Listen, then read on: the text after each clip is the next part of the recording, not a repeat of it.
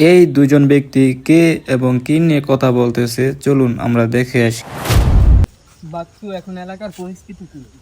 Commissioner সাহেব, এলাকায় তো মাদকের ছড়াছড়ি। বিকজ বাচ্চু, লাবুর এলাকায় এগুলো করার সাহস পায় কে? ধর্মিয়া, এগুলো তো আপনি বেছে। খুব বেটা তুইও না, চল সামনে দিকে আগে।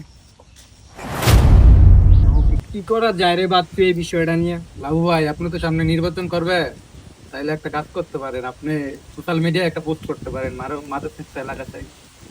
মাদকের বিরুদ্ধে আপনি দাঁড়াইতে, তাইলে মানুষ আপনাকে জনগণ আসতে বলবে।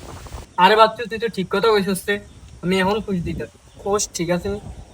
ঠিক আছে ভাইয়া, বাস্তবে কিছু করতে পারতি না, এখন একটা কমেন্টস কর। দেখেন তো লাবু ভাই কমেন্টটা ঠিক আছে কিনা। কি কমেন্টস করছ?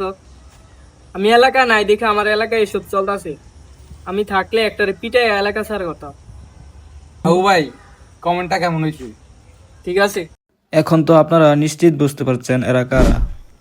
এখানে এই দুই ব্যক্তি কে এবং কি বানাচ্ছে ভিডিওটা দেখলেই বুঝতে পারবেন। চলুন আমরা ভিডিওটা দেখে আসি।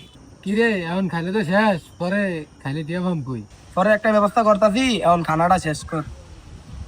আরে মালটা তো একের রে, কইতে আনছ? পরের বার দেখার সময় তোর লয়ে যাবো।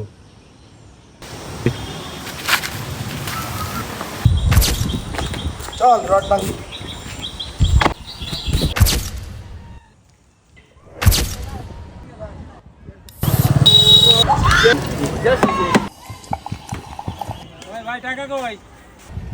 ভাই লেকে রাখেন ভাই, খাইতে খাইতে 2000 টাকা খাইলে যা বাকি দেওয়া যাবে না। এনে দোকানদারি করতে হলে আমগো এমনি খাওয়াই দেবো, নাহলে আমি তো ওড়া দেবো পিঠটা।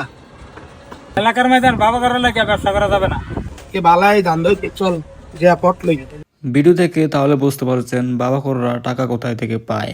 এই টাকা নিয়ে ওরা কোথায় যাচ্ছে এবং কি কিনতে যাচ্ছে তা দেখতে হলে চোখ রাখুন আমাদের চ্যানেলে। ধন্যবাদ।